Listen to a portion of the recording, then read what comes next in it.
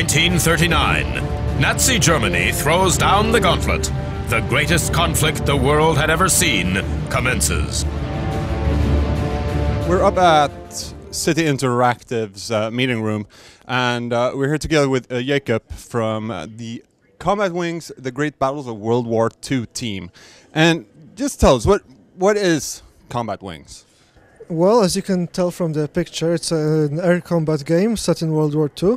It's an arcade title, it's not a simulator, so it's more action-oriented, more about fun than realism. We try to keep it authentic, but we try to keep it fun as well. What kind of game? You say it's an arcade game. Is it a multiplayer game, single player? What kind of air combat game is it? It's mainly a single-player game. There is, of course, a multiplayer mode where you go up against other players.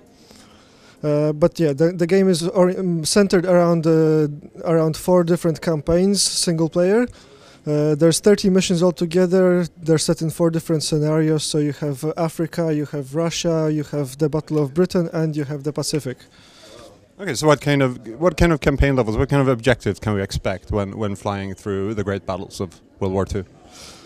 Well, you can expect the kind of objectives that pilots would have had. So. Well, a lot of the time you'll be shooting at other planes. You'll be required to intercept bombers, shoot down fighters, and so on.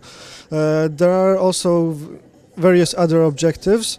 There is, for example, in the Battle of Midway, you have to actually torpedo the Japanese carriers. During the Battle of Iwo Jima, you have to shoot at the Japanese artillery positions on the island to help your Marines to cover them while they're landing. There's actually a mission where you have to land in France at night behind enemy lines to drop off some supplies for the French resistance movement.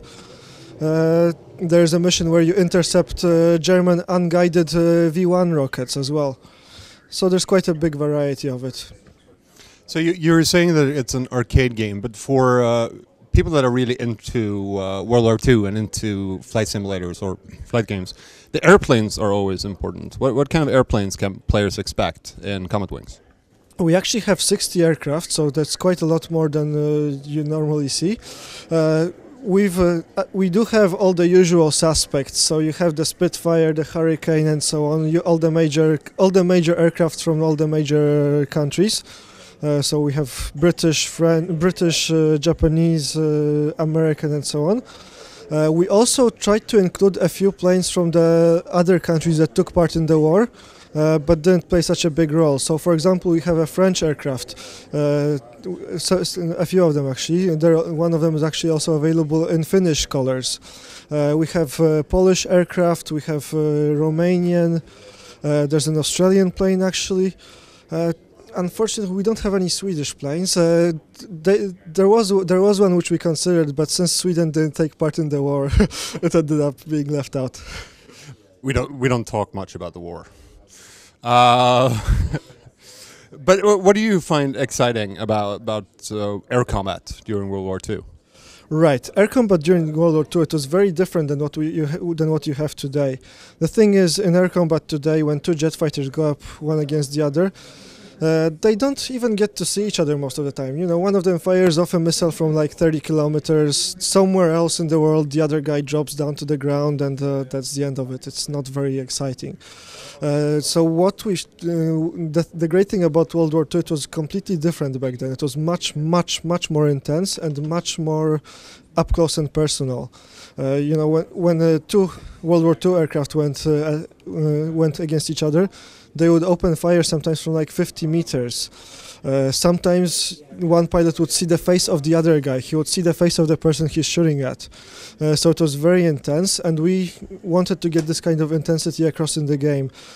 So the distances in combat in our game are actually much smaller than you see in most other games. Many other air combat titles, especially the ones that are set in the modern day, you're kind of shooting at little dots somewhere far away. Here, very often you're like 10, 20 meters away from the other guy. He's huge, he's right there on the screen. When you're shooting at him, you see exactly where you hit him. You see his wing fall off when you hit his wing. You see his tail break away when you're firing at his tail. You can set their engines on fire. You see all this. It's very up close and personal. So when will we be able to get up close and personal with the enemy? The game will be available in September this year, hopefully. It will be available on all the 4 major platforms. So we're looking at the PS3, the PC, the Xbox, and the Nintendo Wii as well. The game is quite a bit different on the Nintendo Wii. It's more customized towards the casual kind of gaming experience that you have on the Wii. And of course, the Wii is a very different system to the others, so it had to be. It looks a little bit different as well. The thing is, the game looks great on every system it is on. Obviously, you can't compare the Wii version to the others, but it still looks fantastic as far as other titles on the Wii are concerned. Yeah. Well, I thank you very much for talking to us.